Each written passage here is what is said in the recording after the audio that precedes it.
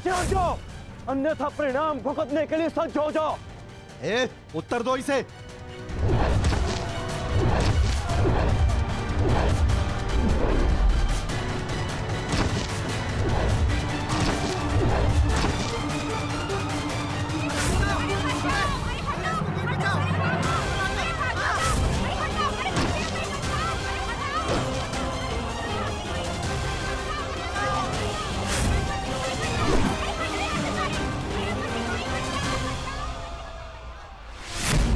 ये क्या? मैंने तो सहस्त्र चलाया था। मेरे बाण शस्त्र बाणों में परिवर्तित क्यों नहीं हो रहे?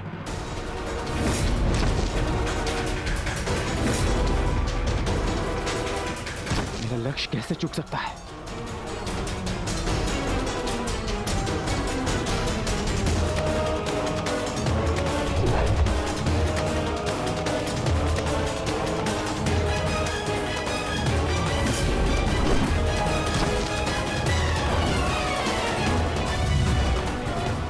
पर्वतास्त्र।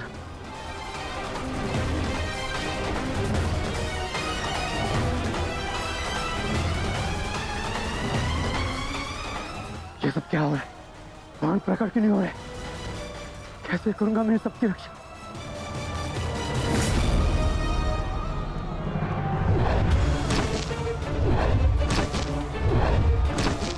तुम शीघ्रता करो पार्थ, द्वारका की सभी स्त्रियों को अपने साथ हस्तिनापुर लेकर लौट जाओ। किंतु माधव, मैं आपके आदेश का पालन कैसे करूं? कैसे करूं इन सबकी रक्षा?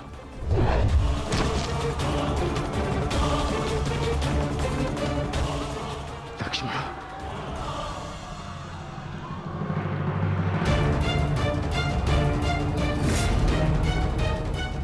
छुप के बैठिए।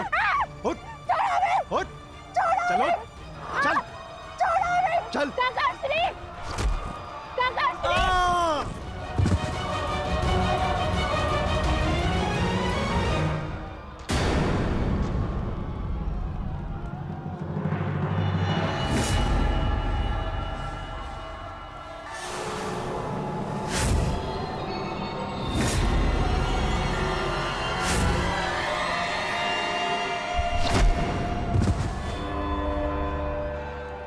वो दिन समाप्त हुए अर्जुन, जब सारा संसार तुम्हारे गांडीव से कांपता था। अब नवयुग आरंभ हो चुका है।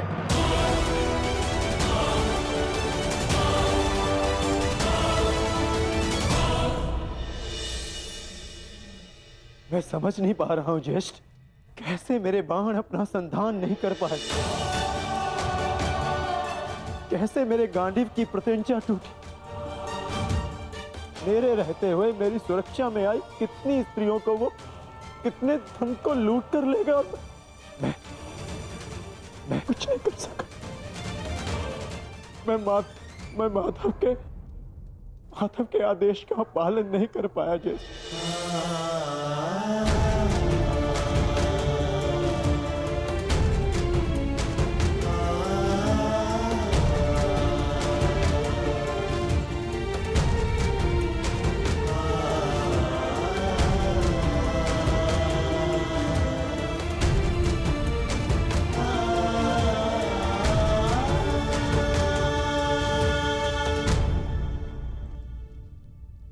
नाश हो गया,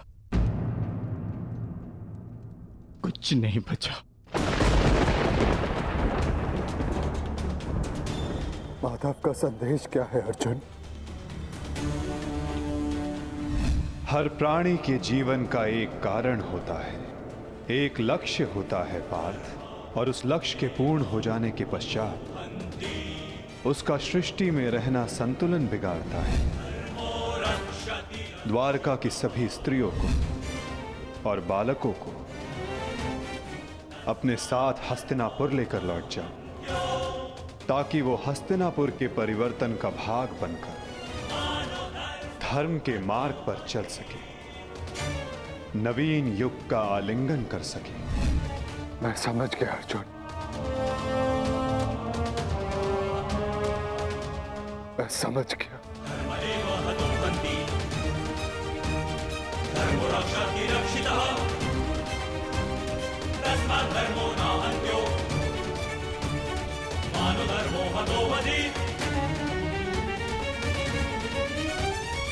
परिवर्तन का समय आ गया है। नई पत्तियों को आने के लिए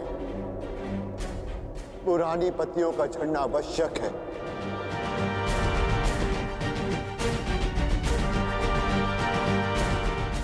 आपका मंतव्य क्या है आर्य?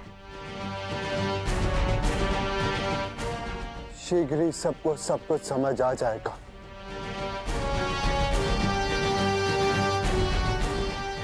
हस्तिनापुर की राजसभा का आह्वान किया जाए। परीक्षित और वृषकेतु को अवश्य बुलाया जाए।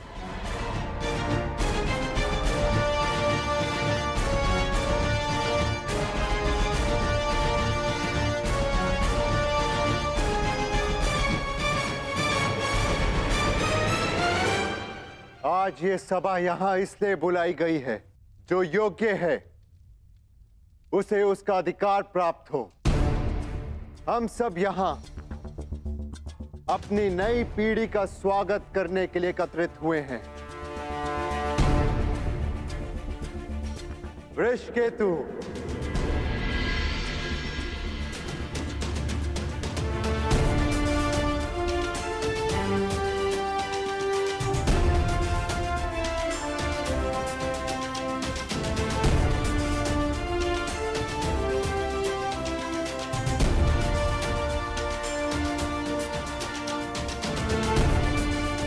परीक्षित,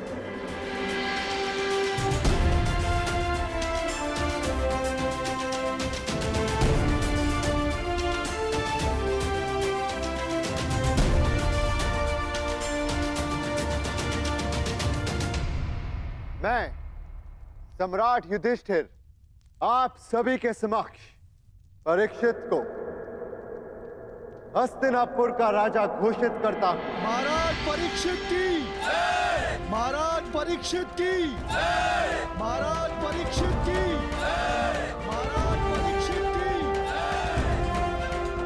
और वृषकेतु को इंद्रप्रस्थ नरेश घोषित करता हूं। महाराज वृषकेतु की, महाराज वृषकेतु की, महाराज वृषकेतु की, महाराज वृषकेतु की।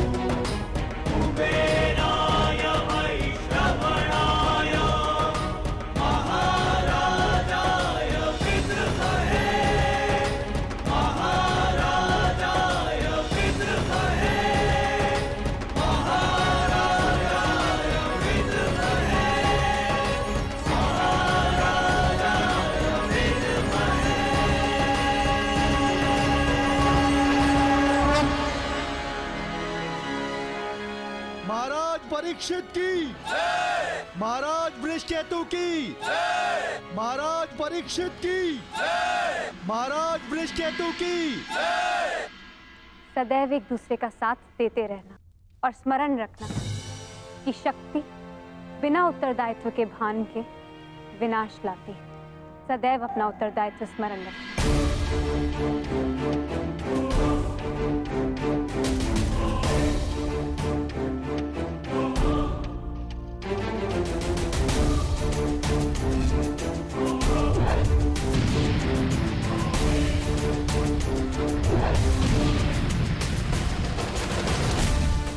तुम्हारे पिता ने तुमसे छोटी आयु में चक्रव्यूह तोड़ा था।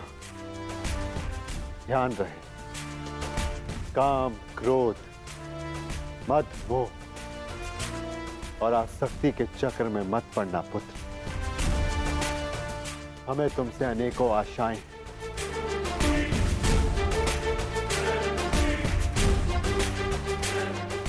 और तुम्हें उन पर खरा उतरना है। मुझे विश्वास है कि मेरे पश्चात परिवर्तन का रहस्य है प्रारंभ होगा। हमारे पिता समाज के लिए प्रेरणा थे। तुम भी उनके जैसे सूर्य बनकर चमकना, उनके यश को और भी अधिक उज्ज्वल करना पुत्र।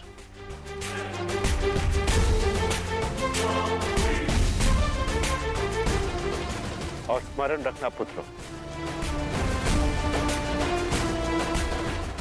मनुष्य का कर्म उसके चुनाव, उसकी नियति का निर्धारण करता है। सदा शुभ कार्य करना। महाराज वृषकेतु की, महाराज परीक्षित की, महाराज वृषकेतु की, महाराज परीक्षित की, महाराज वृषकेतु की, महाराज परीक्षित की, महाराज वृषकेतु की, महाराज परीक्षित की। शौचमिंद्रिय निग्रह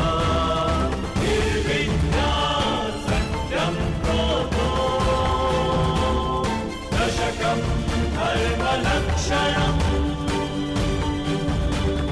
निर्विद्या सत्यं क्रोधो दशकं धर्मलक्षणम् दशकं धर्मलक्षणम्।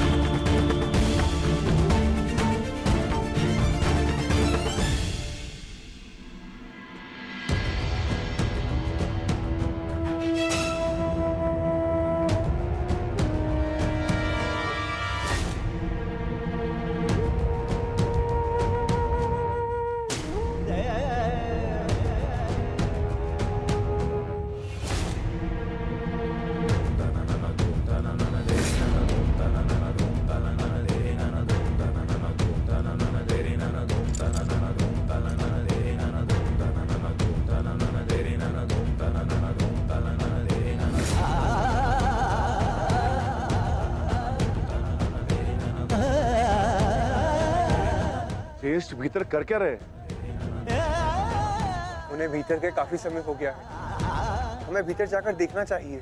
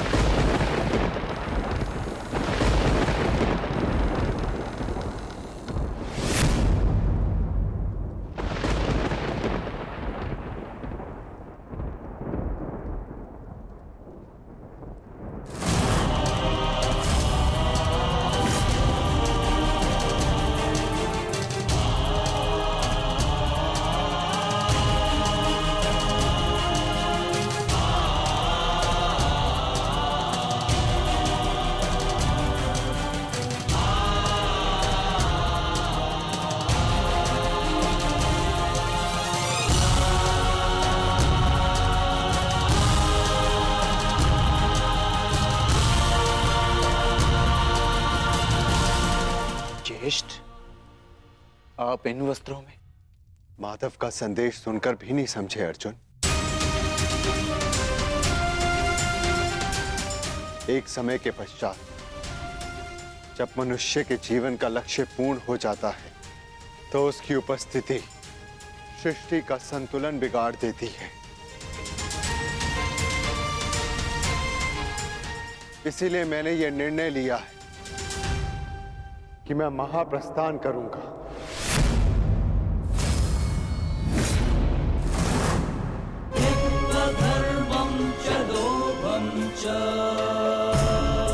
किंतु इस प्रकार आप हम सभी को अकेले छोड़ के नहीं जा सकते ज्येष्ठ। यदि आप महाप्रस्थान का निर्णय ले ही चुके हैं तो हम सब आपके साथ चलेंगे।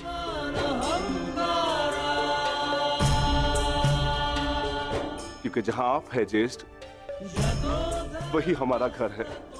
हाँ ज्येष्ठ, मनुष्य अपनी परछाई के बिना अस्तित्व में कैसे रह सकता है? हम पांचों भाई एक दूसरे की परछाई हैं। हम ना एक दूसरे के बिना रहेंगे और ना ही जिएंगे।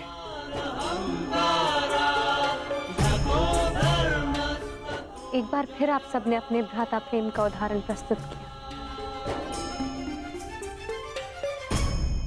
किंतु मेरा क्या आर्य?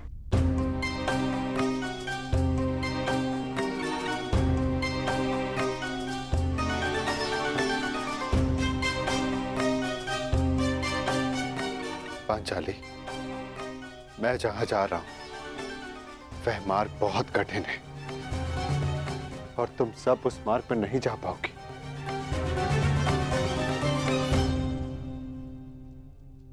कोई भी मार्ग मेरे जीवन रूपी मार्ग से ज्यादा कठिन तो नहीं हो सकता ना आर्य?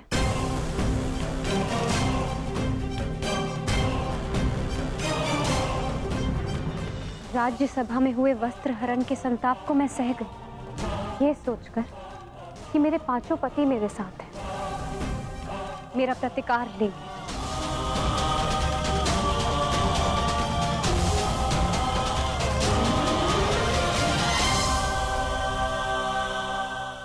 राज्यसभा में हुए वस्त्र हरण के संताप को मैं सह गई, ये सोचकर कि मेरे पांचों पति मेरे साथ हैं, मेरा प्रतिकार लेंगे।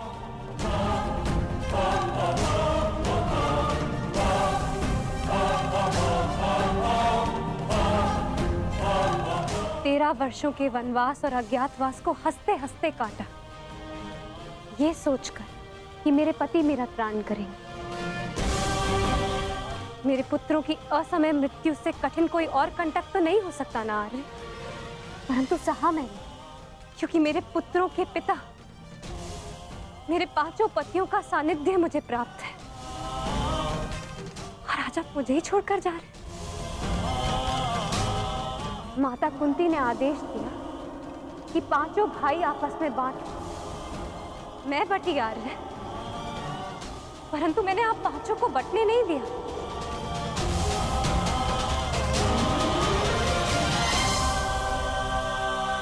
अब चाहे मार्ग के कांटे हो या पत्थरों की ठोकरें, हम सबका प्रारब्ध साथ है।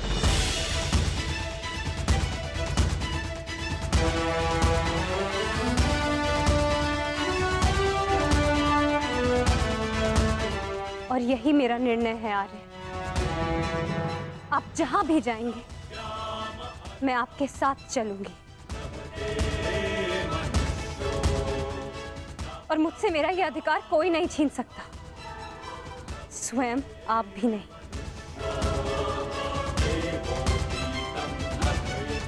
मैं चयन कर चुकी हूं आर्य। अब इस यात्रा का जो भी परिणाम होगा मुझे स्वीकार होगा।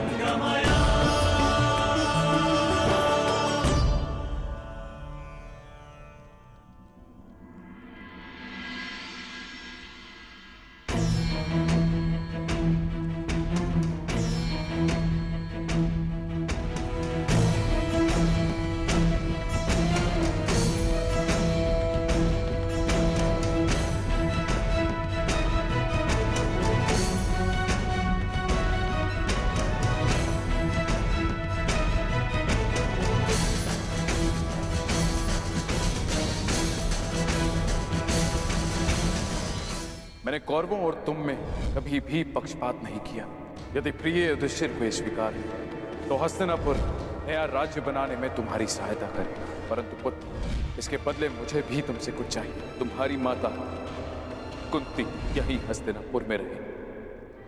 आज तक के इतिहास की सबसे बड़ी, सबसे रोमांचक, मनोरंजक द्यूत क्रीड़ा हम सबके जीवन का सबसे बड़ा खेल होगा। 5 की शक्ति दास हो गई दुर्योधन। युधिष्ठिर भी तुम्हारा दास हो गया। जो विजय संसार के सबसे बड़े युद्ध में नहीं मिल सकती थी, वो युद्ध के चाल में तुम्हारी हो गई। वो शेष है द्रौपद पुत्री पांचाली। पांचाली पांचाली पांचाली पांचाली पांचाली। अब ये द्रौपद पुत्री पांचाली विधिवत तुम्हारी दासी हुई। दुशासन, तुम मेरा अपमान करने वाली उस दासी को अपने इन भुजाओं से उसके बाल पकड़कर खींचकर इस सभा में लेकर आओ। दुर्योधन, तुम अपनी सीमा का अतिक्रमण कर रहे हो। वहीं पूर्ण विराम लगा दो। तुम इस भांति एक स्त्री का अपमान नहीं कर सकते। सावधान दुर्योधन, आप अपनी प्रतिज्ञा की सीमा में बंधे हैं पितामह। आप अपने वचन से बंधे हैं आचार्य। और तुम कर्ण, मेरी मित्रता के बंधन में बंधे हो कर्ण। लीजिए ज्येष्ठ आपका आदेश ना मानने वाली दासी। आओ दासी द्रौपदी, आकर मेरी टंगा में बैठो। आओ। वस्त्र हरण करो इस दासी का।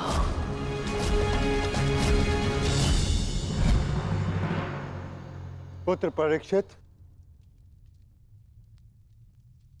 सदा द्यूत और शर्त से दूर रहना पुत्र।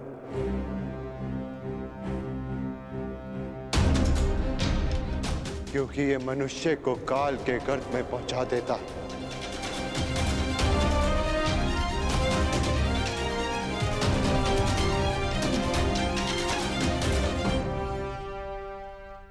इस सभा में इतना सब कुछ हो जाने के बाद भी आप सब मौन हैं।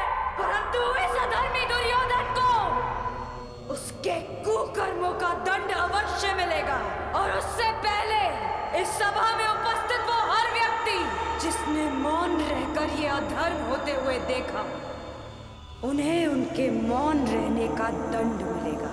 श्राप है ये अपनी सुता द्रौपदी का।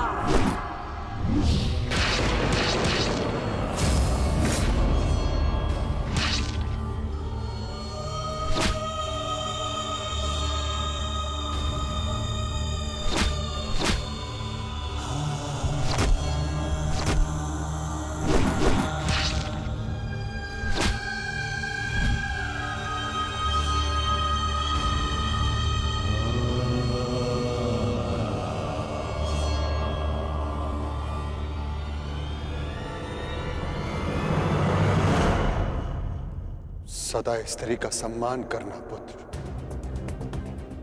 किसी को भी स्त्री का अपमान न करने देना, क्योंकि स्त्री का अपमान प्रकृति भी नहीं सहती।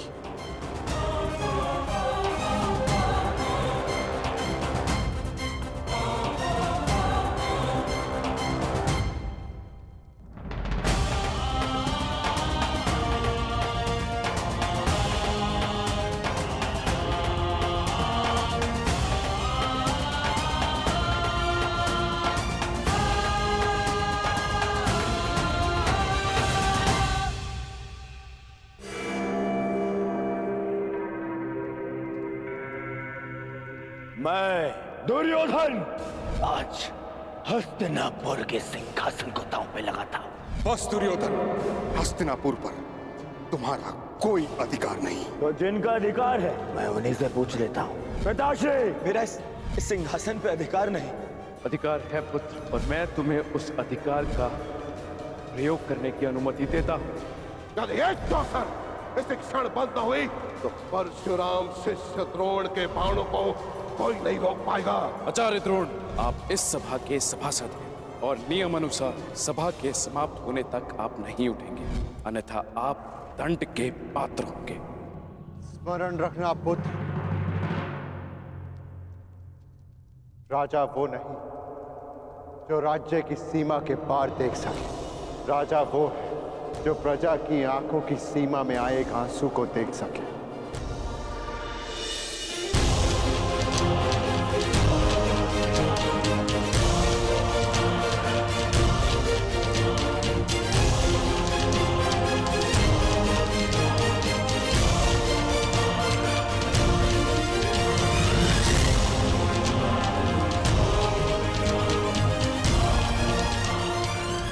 राजनीति का नहीं, सदा प्रजा नीति को ध्यान में रखकर निर्णय लेना पुत्र, क्योंकि यदि प्रजा प्रसन्न तो राजा के मुकुट में जड़े रत्नों को कांटे बनते समय नहीं लगता।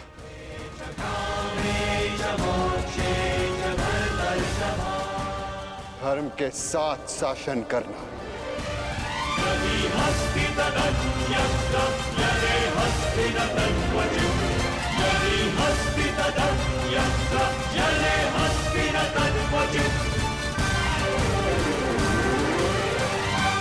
महाप्रस्थान का समय हो गया है।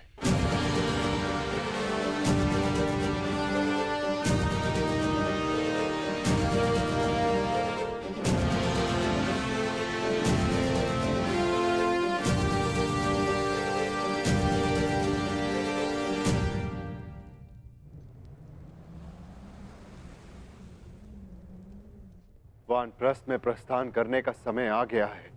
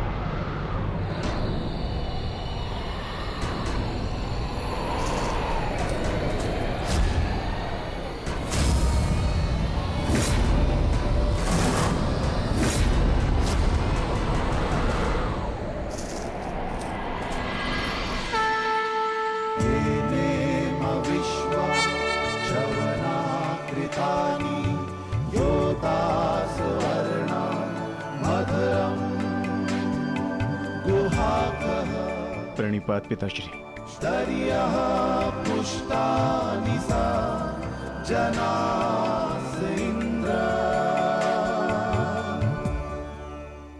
महाप्रस्थान का अर्थ समझते हो ना पुत्रों?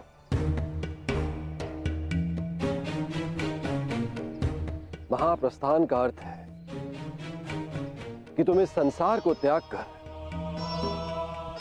परलोक जाना चाहते हो।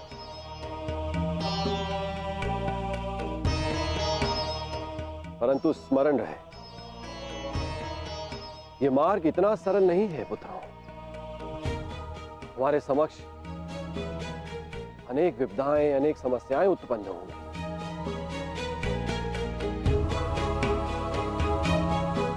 और तुम्हारे संरक्षक इंद्र के रहते हुए यह कैसे संभव है? तुम चलो मेरे साथ, मैं स्वयं तुम्हें अपने रथ पर देवलोक ले चलूंगा।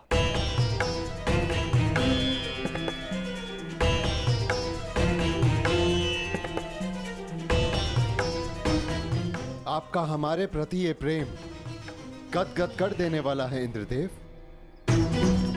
परंतु हम आपके साथ जाएंगे या नहीं, इसका निर्णय स्वयं इंद्रपुत्र लेंगे।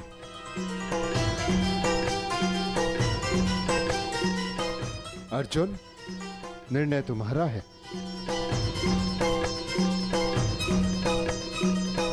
पिताश्री, हम पूर्ण रूप से देव नहीं, हमारे भीतर आधा अंश मानवों का है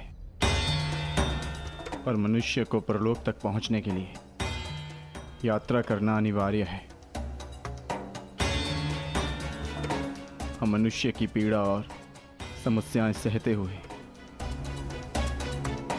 महाप्रस्थान करेंगे।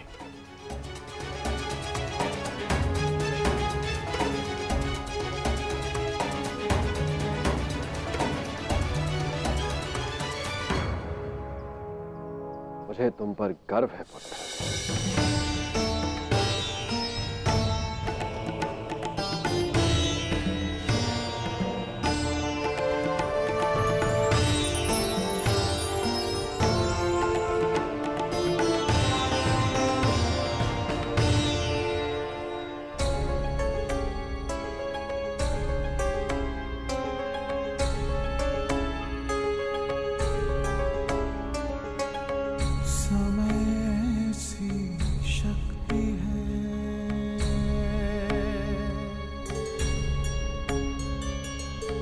सभी समय से हारे,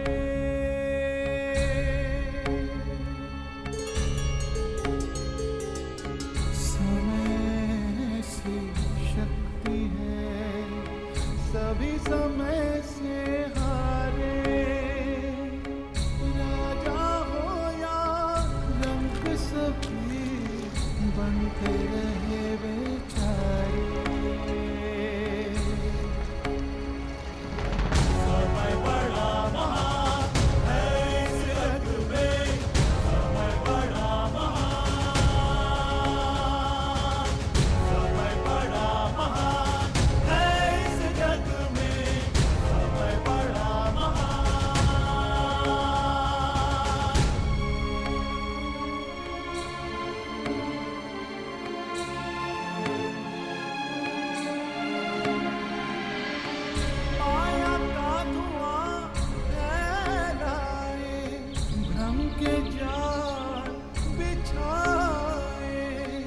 मन में घृणा द्वेष भरे, फिर अपनों को लड़वाए। सही समय पे सत्य को लाए, झूठ को करे किनारे।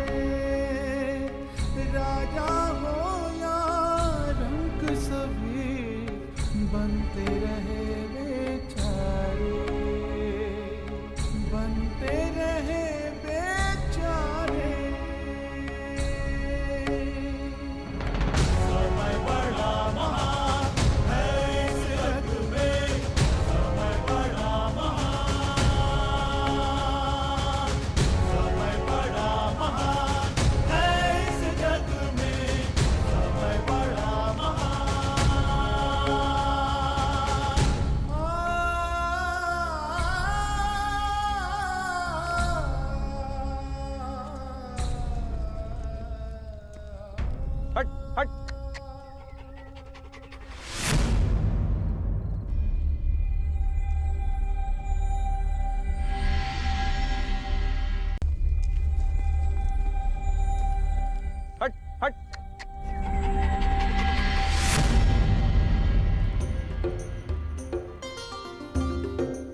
देखिए ना ज्येष्ठ, कब से ये कुकुर हमारा पीछा कर रहा है। जाओ, हमारे पास तुम्हें देने के लिए कुछ भी नहीं है। प्रतीत होता है कि आर्य नकुल के रूप पर मोहित हो गया है।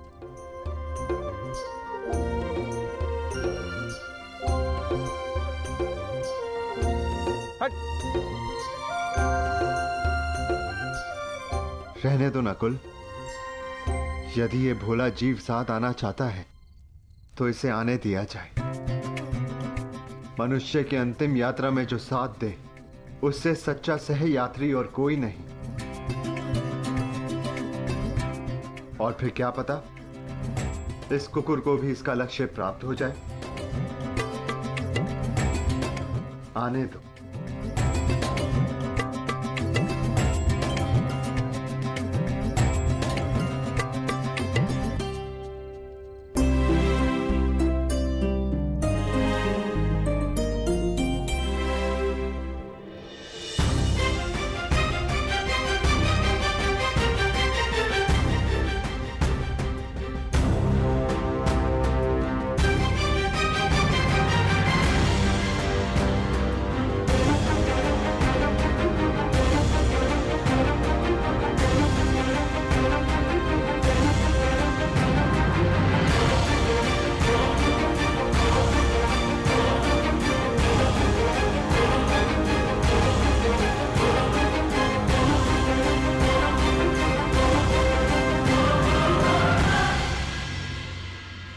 ज्येष्ठ, ऐसे कठिन चढ़ाई हम कैसे चढ़ेंगे? मार्ग अब दुर्गम नहीं, अगम हो गया है और किस ओर जाना है इसका भी कोई भान नहीं।